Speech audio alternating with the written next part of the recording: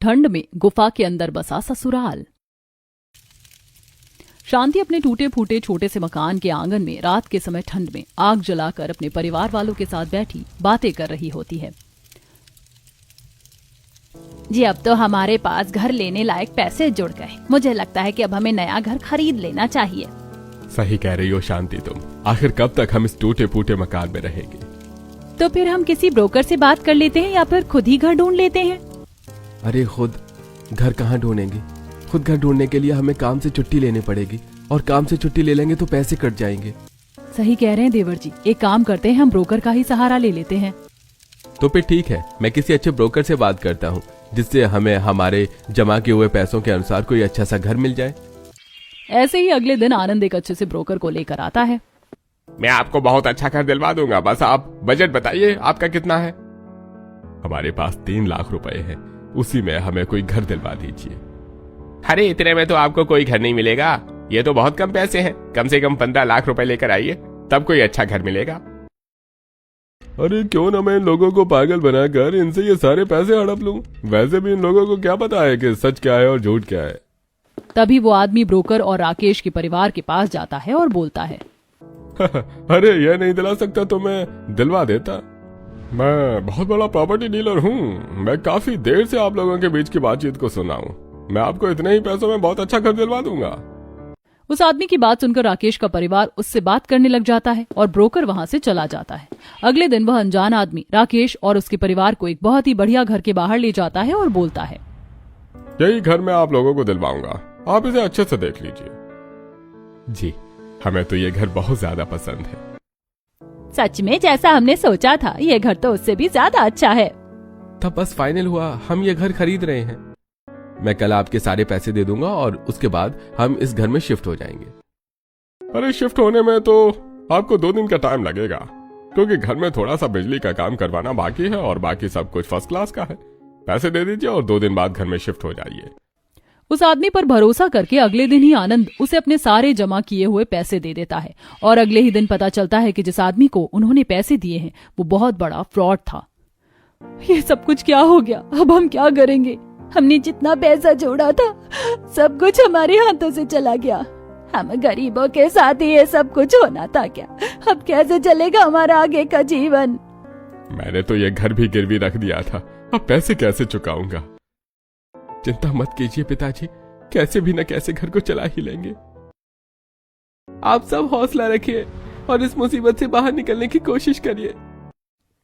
सभी परिवार वाले एक दूसरे का हौसला बढ़ाने की कोशिश करते हैं। अब कर्ज के चलते जिस घर में राकेश अपने परिवार के साथ रह रहा था वो घर भी उसके हाथों से छिन जाता है और पूरा परिवार बेघर हो जाता है।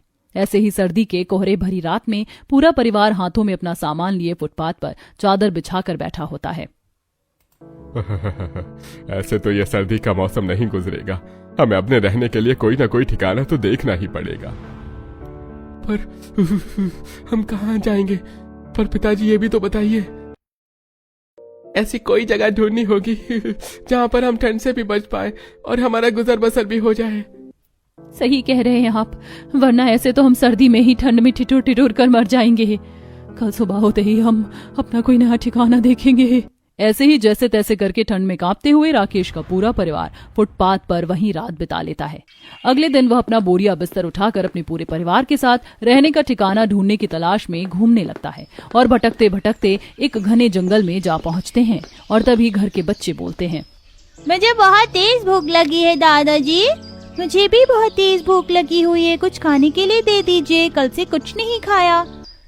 अब इतने घने जंगल में खाना कहाँ से लेकर आए? सब यहीं पर रुक जाओ और इधर उधर खाने के लिए कुछ देखते हैं, क्या पता इस जंगल में कुछ खाने को मिल जाए। आनंद और अनूप घने जंगल में इधर उधर बच्चों का पेट भरने के लिए खाने की तलाश में जाते हैं। तभी उनकी नजर एक पेड़ पर लगे हुए सूखे बेरों पर जाती है। बच्चों के लिए बेर ही तोड़ लेते हैं, इससे उनका पेट थोड़ा बहुत तो भर ही जाएगा। दोनों मिलकर बेर जमा कर लेते हैं। दोनों भाई बेर इकट्ठे करते हैं और वहीं दूसरी तरफ राकेश जंगल में इधर उधर देखता है। उसकी नजर जंगल के छोटे छोटे जानवरों पर जाती है, जैसे कि गिलहरी जिसने पेड़ के अंदर अपना घर बनाया हुआ था, चूहा जिसने जमीन के अंदर अपने रहने की जगह बनाई हुई थी और चींटियां जो कि कतार बनाकर खाने की चीज अपने जमीन के अंदर बने घर में ले जा रही थी। अगर ये जानवर इस जंगल में अपने आप रहने के लिए घर बना सकते हैं तो हम इंसान क्यों नहीं बना सकते। मुझे लगता है कि जब तक हमें रहने का कोई पक्का ठिकाना नहीं मिल जाता तब तक हमें इस जंगल में ही अपना रहन सहन करना होगा। तभी वहाँ पर अनूप और आनंद बेर लेकर आ जाते हैं और राकेश सभी को अपने दिमाग में चल रहे विचार के बारे में बताता है। जी सही कह रहे हैं आप, पुराने समय में भी तो लोग जंगल में रहा ही करते थे। हम पुरानी तकनीक का इस्तेमाल करके अपने लिए एक छोटा सा छप्पर वाला घर बना लेते हैं और उसी में रहना शुरू कर देते हैं। बाकी खाने पीने के लिए हम इधर उधर भटक कर देख लेते हैं, क्या पता इन बेरों के अलावा भी कुछ मिल जाए। हाँ बिल्कुल सही पिताजी, आप यहाँ रहकर घर की औरतों के साथ घर बनाने का काम कीजिए और हम खाने पीने का बंदोबस्त करते हैं। इस तरह राकेश का परिवार जंगल में रहने के लिए छोटा सा टेम्परेरी छप्पर वाला घर बना लेता है। अनूप और आनंद भी जंगल के कुछ फल और बाकी चीजें अपने परिवार के खाने के लिए ले आते हैं। रात को थोड़ा बहुत खाकर जब सभी लोग छप्पर वाले घर में लेटे हुए होते हैं और बुरी तरीके से ठंड से कांप रहे होते हैं, तभी उन्हें जोर से जंगली जानवरों के गुर्राने की आवाज आती है। ये कैसी आवाज आ रही है? मुझे लगता है हमारे आसपास कोई जंगली जानवर है, जैसे भेड़िया या फिर शेर।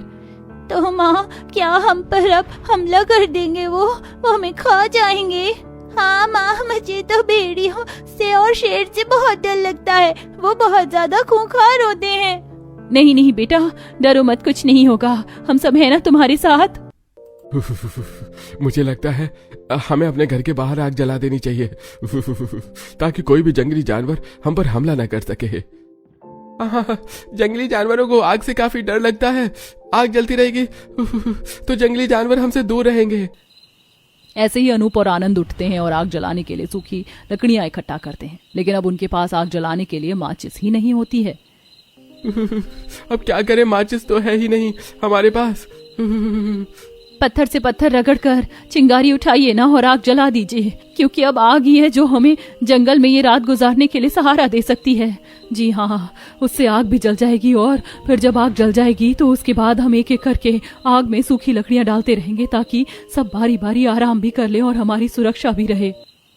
बिल्कुल सही, और ठंड के मारे कुल्फी भी कितनी ज्यादा जम रही है हम सबकी।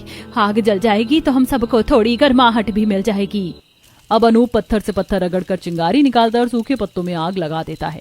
आग जल जाने के बाद सभी लोग बारी बारी बच्चों के लिए और बाकी सभी के लिए पहरेदारी करते हैं और आग को बुझने नहीं देते। अगली सुबह सभी लोग जंगल के थोड़ा और अंदर जाते हैं और तभी उन्हें जंगल में एक गुफा नजर आती है। मिल गया हम लोगों को हमारे रहने का ठिकाना, वो भी इस घने जंगल के अंदर। कहाँ है बहू, कहाँ रहेंगे हम?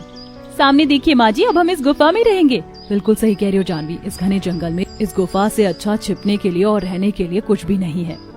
बस अब हमें इसके अंदर रहने के लिए बहुत सारी चीजें करनी पड़ेंगी, जिसमें हम सबको मिलकर बराबर की मेहनत करनी पड़ेगी। उसकी चिंता मत करो, हम सब मिलकर मेहनत करेंगे। तो सबसे पहले हम इस गुफा के अंदर जाते हैं और देखते हैं कि इसमें कोई जंगली जानवर तो नहीं।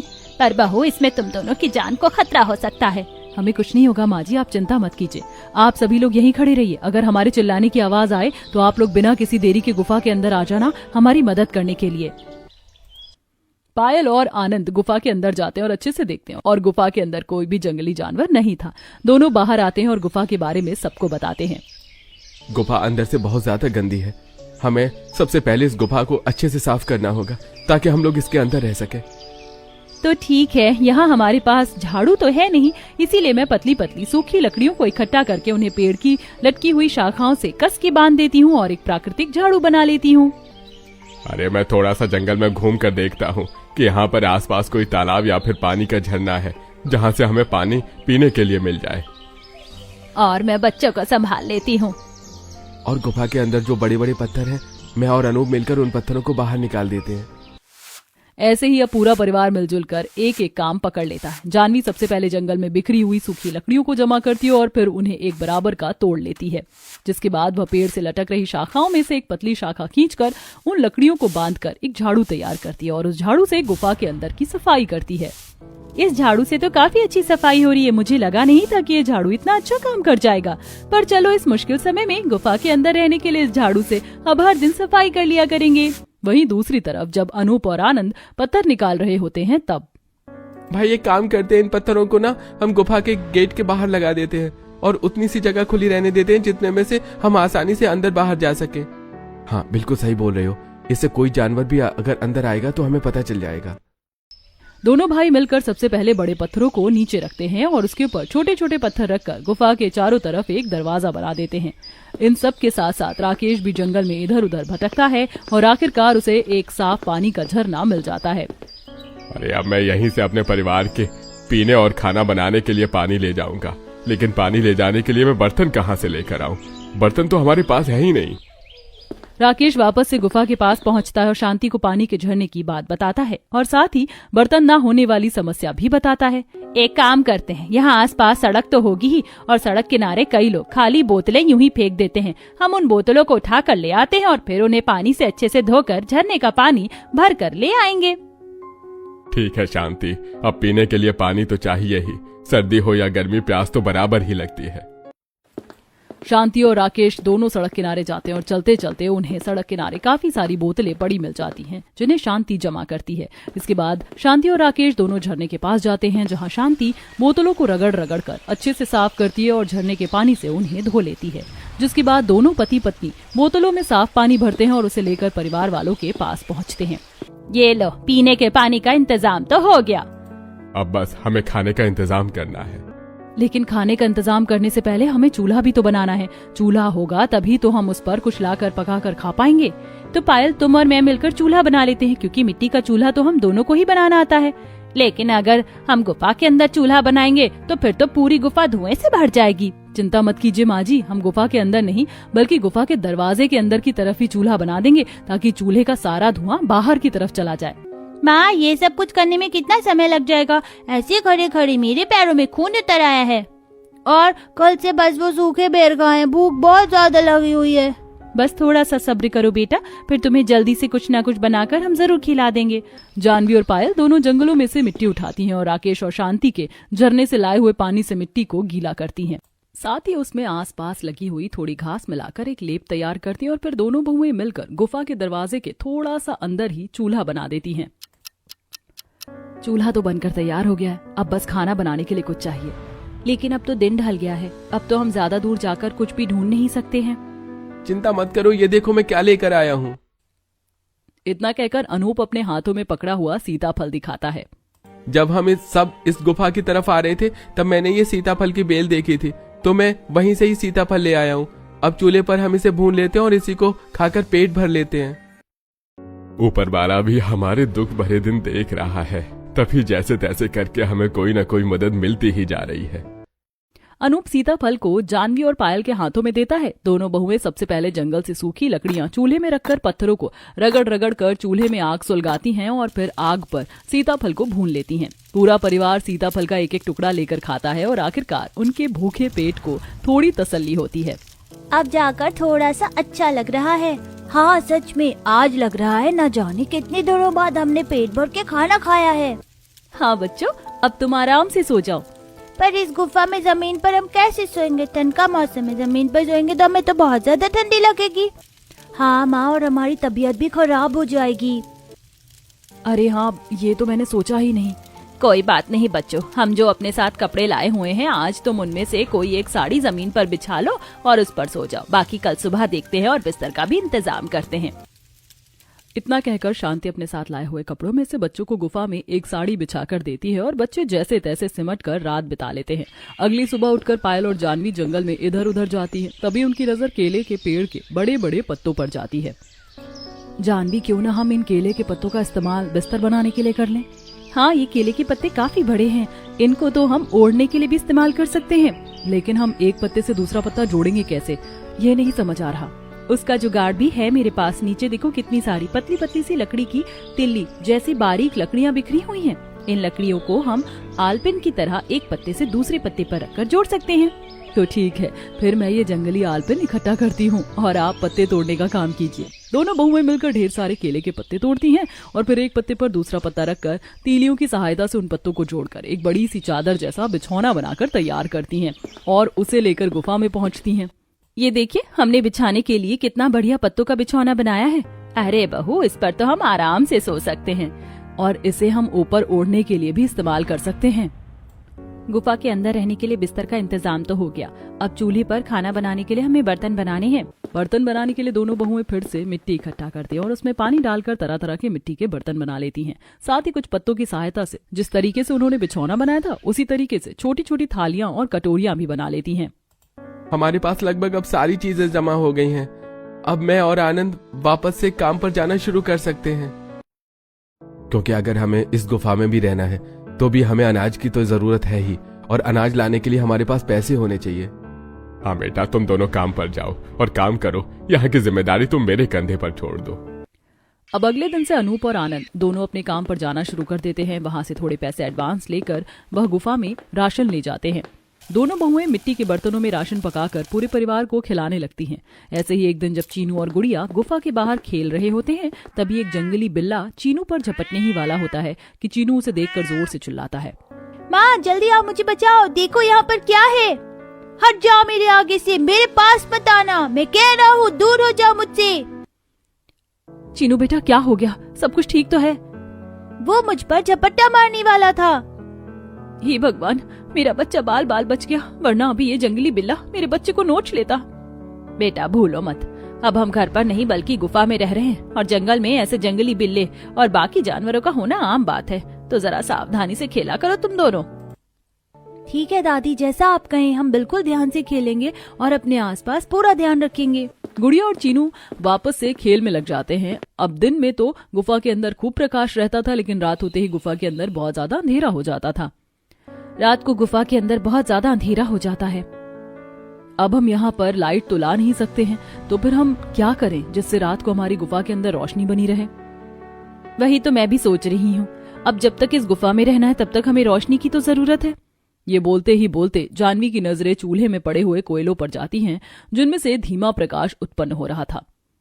क्यों ना हम इन कोयलों को गुफा के अंदर रखें, इससे गुफा के अंदर गर्माहट भी रहेगी और कोयलों के धीमे प्रकाश से गुफा के अंदर उजाला भी रहेगा। बात तो तुम्हारी सही है, लेकिन इन कोयलों को हम अपने हाथों में उठाकर तो अंदर नहीं ले जा सकते ना।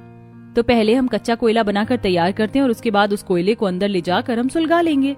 अब दोनों बहुएं मिलकर सबसे पहले अच्छी मोटी मोटी लकड़ियों को जंगल से चुनकर लाती हैं और उनसे कच्चा कोयला बनाकर तैयार करती हैं, जिसके बाद वे कच्चा कोयला गुफा के अंदर रखकर उनमें सूखे पत्तों से आग लगाकर कोयलों को सुलगा देती हैं। अब पूरी गुफा में एक धीमा प्रकाश और गर्माहट फैल जाती है। वाह बहू वाह, ऐसा लग रहा है कि जैसे गुफा के अंदर हीटर चल रहा है। सच में बाहर कड़ाके की ठंड है, लेकिन हमारी गुफा में कितनी ज्यादा गर्माहट है। इस गुफा वाले घर में रहने में तो अब मजा आने लगा है। मजबूरी में यहाँ पर आए थे, लेकिन देखो हमने अपनी जरूरत के अनुसार इस गुफा में रहने के लिए हर चीज उपलब्ध करा ही ली है। अब जैसे तैसे करके गुजारा तो करना ही है ना। जब तक हमारे पास खुद का घर नहीं आ जाता तब तक ये गुफा ही हमारा घर है। अब ये कोयले देर रात तक यूं ही जलते रहेंगे और हमारी गुफा में प्रकाश बना रहेगा और बाहर भी आग जल रही है ताकि कोई जंगली जानवर भी अंदर ना आए। ऐसे ही हम सबको मिलजुल कर एक दूसरे का साथ देना है और काम करना है, ताकि जितने भी दिन हम इस गुफा में रहें हमारा हर दिन सुरक्षित और महफूज रहे। वक्त गुजरता चला जाता और जैसे तैसे पूरा परिवार गुफा में रहकर अपना गुजारा करता है। ऐसे ही एक दिन जब पायल और जानवी अपने खाने के लिए पत्तल बना रही होती हैं, तभी पायल बोलती है, क्यों ना हम ये पत्तल बनाकर बाजार में बेचना शुरू कर दे, इससे हमें पैसे मिल जाएंगे। तुम सही कह रही हो, वैसे भी भंडारों में, पार्टियों में और कई जगहों पर ऐसे पत्तलों का खास तौर पर इस्तेमाल किया जाता है। मुझे लगता है हमें माँ जी और ससुर जी से इस बारे में बात करनी चाहिए। पायल और जानवी दोनों अपने सास ससुर के पास जाती हैं और उन्हें बाजार में पत्तल बनाकर बेचने के विचार के बारे में बताती हैं। विचार तो तुम्हारा सही है बहू, इससे हम थोड़े पैसे भी कमा लेंगे और हमें एक व्यापार भी मिल जाएगा। तो ठीक है बहू, तुम पत्तल बनाने का काम करो और बाजार में जाकर पत्तल बेचने का काम मैं किया करूंगा। पायल और जानवी मिलकर अब अपने गुफा वाले घर में इस्तेमाल करने के साथ साथ बाजार में बेचने के लिए भी ढेर सारे पत्तल बनाने शुरू कर देती हैं। पत्तल बनाने के लिए हर दिन वह जंगल से सूखे पत्ते और जंगल में मिलने वाली पतली पतली तिल्ली जैसी लकड़ियों का इस्तेमाल करती हैं और राकेश उन पत्तलों को अपने सिर पर लाद कर बाजार में उन्हें बेचने के लिए निकल जाता है और उसे उसके अच्छे पैसे भी मिलने लगते हैं। इन पत्तलों का काम तो बढ़िया चल रहा है। अगर इसी तरीके से हमारे पास पैसे आते रहेंगे तो फिर हम एक एक करके अपने इस गुफा वाले घर के लिए कुछ बढ़िया बर्तन और खाने की और चीजें ला सकते हैं। ससुर जी, हम पत्तलों के साथ साथ जंगल में जो बेकार पड़ी लकड़ियां हैं उनका भी इस्तेमाल कर सकते हैं। हम उन लकड़ियों को भी तो बाजार में बेच सकते हैं, हमें उनका भी मोल मिल जाएगा। पर बहू फिर हम खुद क्या जलाएंगे, हमें अपने जलाने के लिए भी तो लकड़ियाँ चाहिए। चिंता मत कीजिए माँ जी, हमारे जलाने के लिए भी बहुत सारी लकड़ियाँ हैं और हम सिर्फ उन्हीं लकड़ियों का इस्तेमाल करेंगे जो पहले से टूटी हुई है। किसी भी पेड़ को हम अपनी जरूरत के लिए बिल्कुल भी नहीं काटेंगे। अब पत्तल बनाने के काम के साथ साथ जानवी और पायल जंगल में से बेकार और सूखी लकड़ियों को इकट्ठा करके उन्हें बेचने का काम भी शुरू कर देती हैं। वक्त गुजरता चला जाता है। अनूप और आनंद दोनों अपनी कमाई से गुफा में राशन और जरूरत का सामान लेकर आते हैं। वहीं दूसरी तरफ पायल और जानवी अपने चलाए हुए पत्तल और लकड़ी के व्यापार से आने वाले पैसों को जमा करके रखना शुरू कर देती हैं। बस ऐसे ही सब कुछ सही चलता रहे तो फिर हमारे हालात पहले से ज्यादा सुधर जाएंगे। हमें अभी और मेहनत करने की जरूरत है, फिर जाकर कहीं हम पहले वाले जीवन में वापस लौट पाएंगे। हम सब मिलकर इतनी मेहनत कर रहे हैं बहू, हमारी कोशिश जरूर सफल होगी। बिल्कुल सही। और तुम्हें पता है, तुम्हारे बनाए हुए पत्तलों की डिमांड बाजार में बहुत ज्यादा हो रही है। सबको वो पत्तल बहुत ज्यादा पसंद आ रही हैं। तो फिर ठीक है, अब हम और ज्यादा मात्रा में पत्तल बनाना शुरू कर देंगे। वक्त गुजरता चला जाता है। दोनों बहुओं का पत्तल और लकड़ी का व्यापार पूरे जोर शोर पर चलने लगता है और अब घर में अच्छे पैसों की बचत होना शुरू हो जाती है। एक दिन जब सारा परिवार गुफा के अंदर आग जलाकर बैठा होता है तब अब हमारे पास काफी पैसे जमा हो गए हैं। मैं सोच रही हूँ कि अब हम इस गुफा से निकलकर अपने लिए किराए पर कोई घर देख लें। बिल्कुल सही, क्योंकि अब हम जंगल के कोने कोने से वाकिफ हो चुके हैं और हमने जो पत्तल और लकड़ियां बेचने का काम जंगल से शुरू किया है, इससे हम किराए पर घर लेकर वहाँ से भी जारी रख सकते हैं। मैं भी यही सोच रहा हूँ। जब तक हमारे पास पैसे नहीं थे तब तक हमने अपना सिर छुपाने के लिए इस गुफा का सहारा ले लिया, लेकिन अब वक्त आ गया है कि इस गुफा को अलविदा बोल दें और अपने लिए किराए पर घर ले लें। पर अब तो इस गुफा से ऐसा दिल लगा है कि यहाँ से जाने का दिल ही नहीं कर रहा है। पर जाना तो पड़ेगा ना, शांति हमेशा के लिए तो हम यहाँ पर नहीं रह सकते हैं। ऐसे ही सभी लोग काफी विचार विमर्श करते हैं, जिसके बाद आनंद और अनूप मिलकर किराए पर एक अच्छा सा घर देखते हैं। फिर अपनी जरूरत का सारा सामान लेकर राकेश का पूरा परिवार किराए के घर में पहुंचता है। किराए के घर में पहुंचने के बाद भी पायल और जानवी हर दिन जंगल में जाकर पत्तल बनाने के लिए पत्ते और बाकी चीजें एकत्रित करती हैं और घर का काम करने के बाद घर पर बैठकर ही पत्तल बनाती रहती हैं। वो भी क्या दिन थे जब हम गुफा में रहकर ये काम कर रहे थे। सच में वक्त कितनी जल्दी बदल जाता है ना। वक्त का भी किसी को कुछ पता नहीं रहता। जंगल में जाने से पहले हम कितने खुश थे कि हमारा खुद का घर होने वाला था, लेकिन किस तरह हम रातों रात बेघर हो गए और फिर जंगल में सहारा लिया।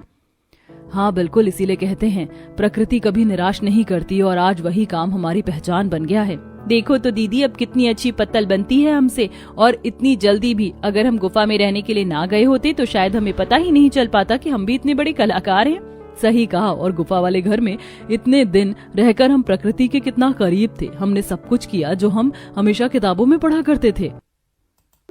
वैसे कभी कभी गुफा वाले घर की बहुत ज्यादा याद आ जाती है। बिल्कुल सही, वो वक्त जिंदगी में कभी भी न भूलने वाला वक्त बन गया है जब हम गुफा में घर बनाकर रह रहे थे। तो क्या हो गया बेटा, जब कभी हमारा ज्यादा मन करेगा तो हम एक रात के लिए गुफा में रहने के लिए चले जाएंगे और अपनी पुरानी गुफा वाले घर की यादों को ताजा कर लेंगे। बस घूमने के लिए ठीक है, रहने के लिए बिल्कुल ठीक नहीं है माँ। बड़ी मुश्किल हालातों में वहां पर दिन गुजारे थे।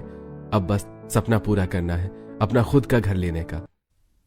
इसी तरह पूरा परिवार मिलकर हंसने लगता है और भविष्य में और मेहनत करके किराए के घर से निकलकर राकेश का परिवार अपना खुद का घर खरीद लेता है।